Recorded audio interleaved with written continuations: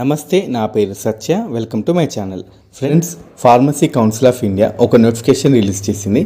ఏంటంటే ఎవరైతే registered pharmacist ఉంటారో వాళ్ళ సర్టిఫికేట్స్ని వేరే వాళ్ళకి లెండింగ్ కింద ఇవ్వద్దని ఒక నోటిఫికేషన్ అనేది చేసింది. చాలామంది బీ ఫార్మసీ కానీ లేకపోతే డి ఫార్మసీ కానీ లేకపోతే ఫార్మ్ డే అయిపోయిన స్టూడెంట్స్ ఏం చేస్తారంటే వాళ్ళు ఆయా స్టేట్ కౌన్సిల్స్ రిజిస్టర్ అవుతారు. రిజిస్టర్ అయ్యాక వాళ్ళు ఆ సర్టిఫికేట్స్ని వేరే వాళ్ళకి ఇయర్లీ 10,000 లేకపోతే 20,000, కొన్ని స్టేట్స్లో అయితే 30,000 అని ఇట్లా మాట్లాడుకొని సర్టిఫికేట్స్ అనేవి ఇస్తూ ఉంటారు. ఈ సర్టిఫికేట్స్ తీసుకునే వాళ్ళు మ్యాక్సిమం డిగ్రీ డ్రాప్ అవుట్స్ లేకపోతే డిగ్రీ, పీజీ, ఫార్మసీ బ్యాక్గ్రౌండ్ లేని వాళ్ళే ఆ సర్టిఫికేట్స్ తీసుకొని medical stores, retail medical stores కానీ లేకపోతే హాస్పిటల్ మెడికల్ స్టోర్స్ కానీ రన్ చేస్తూ ఉంటారు. ఎవరైతే ఆ సర్టిఫికేట్ అనేది తీసుకుంటారో వాళ్ళకు మెడికల్ నాలెడ్జ్ అనేది ఉండకపోవచ్చు, డ్రగ్ నాలెడ్జ్ అనేది ఉండకపోవచ్చు.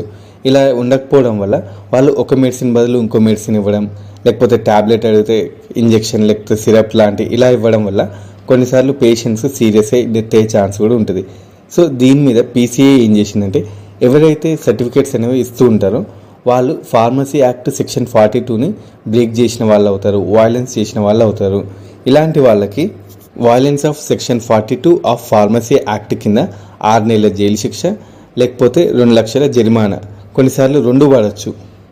ఈ ఫార్మసీ యాక్ట్ సెక్షన్ 42 ఏం చెప్తుందంటే ఓన్లీ రిజిస్టర్డ్ ఫార్మసిస్ట్ మాత్రమే డ్రగ్స్ని కాంపౌండ్ చేయడం, డిస్పెన్స్ చేయడం, పేషెంట్స్కి సేల్ చేయడం, రిజిస్టర్లో నమోదు చేయడం ఇటువంటివి చేస్తూ ఉండాలి. అలాగే పేషెంట్ కౌన్సిలింగ్ ఇస్తూ ఉండాలి.